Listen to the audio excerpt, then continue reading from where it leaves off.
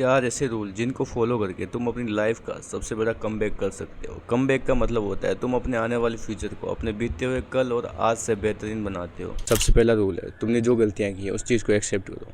तुम्हारे मार्क्स कम आ रहे हैं, तुम किसी चीज़ में फेल हो रहे हो, उस चीज़ों को एक्सेप्ट करो। नहीं तो तुम वहाँ पे अगर एक्सक्यूज़ देते हो अच्छा नहीं था, स्कूल अच्छी नहीं थी, तो तुम वो चीज़ एक्सेप्ट नहीं कर रहे और तुम अपनी लाइफ में कभी ग्रो नहीं कर पाओगे। तुमको भी पता है कि तुम रोज़ खेलने जाते थे, तुम अपने दोस्तों के साथ निकल जाते थे, तुमने कभी पढ़ाई नहीं की, तुम गेम खेल रहे, तुमने इंस्टाग्राम स्क्रॉल किया। ये चीज़ें तुमको पता होने के बाद भी तुम एक्सक्यूज़ लगाते हो। इसका मतलब ये है कि तुम जो है अपनी लाइफ में कभी प्रोग्रेस नहीं कर पाते। अब ये चीज़ मैं तुमको क्यों बोल रहा हूँ कि तुमको हर चीज़ एक्सेप्ट करनी चाहिए।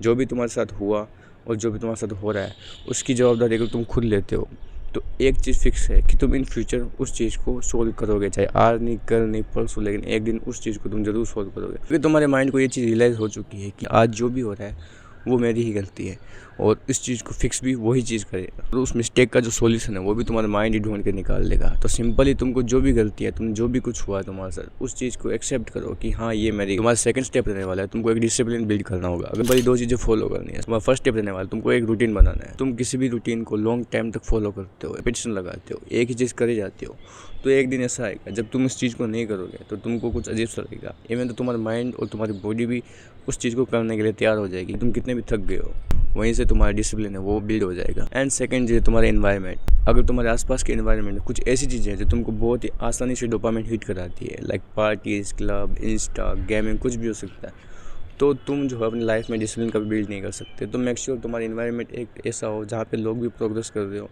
अच्छा माहौल हो, कोई शोर शराबा ना हो और कोई भी ख़राब चीज़ ना हो। और तुम्हारे अगर एनवायरनमेंट में ऐसी चीज़ें हैं तो तुम बस सिंपली उन चीज़ों को इग्नोर कर सकते हो और कोशिश करो कि तुम अपना एनवायरनमेंट ही चेंज कर दो। तीसरा रूल लेने वाला है, don't give any second chance. तुमको ना किसी को सेकंड चांस देना है, ना किसी से सेकंड चांस लेना है। इसका सिंपल ही मीनिंग है, तुम अपने आप को प्रूफ करना चाहते हो किसी पर्सन के सामने। तुमको ये सब चीज़ें करने की कोई ज़रूरत नहीं है। तुमको ज़रूरत नहीं है किसी को प्रूफ देने की कि हाँ मैं ऐसा हूँ, ये जो भी हुआ मेरी गलती थी या फिर मैं इस गलती को सुधार लूँगा।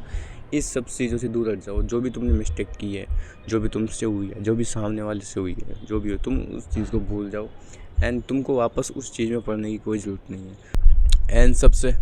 एंड सबसे लास्ट थिंग है पेन एंड स्ट्रगल। तुमको अगर कोई चीज़ आसानी से मिल जाती है तो एक चीज़ कन्फर्म है, वो चीज़ या तो टेम्पररी है या वो कभी भी तुम्हारे हाथ से निकल सकती है। जो चीज़ तुमको पेन और स्ट्रगल से मिलता है तो वो चीज़ ना तुम्हारे हाथ से जाएगी और ना ही कोई तुमसे वो छीन पाएगा।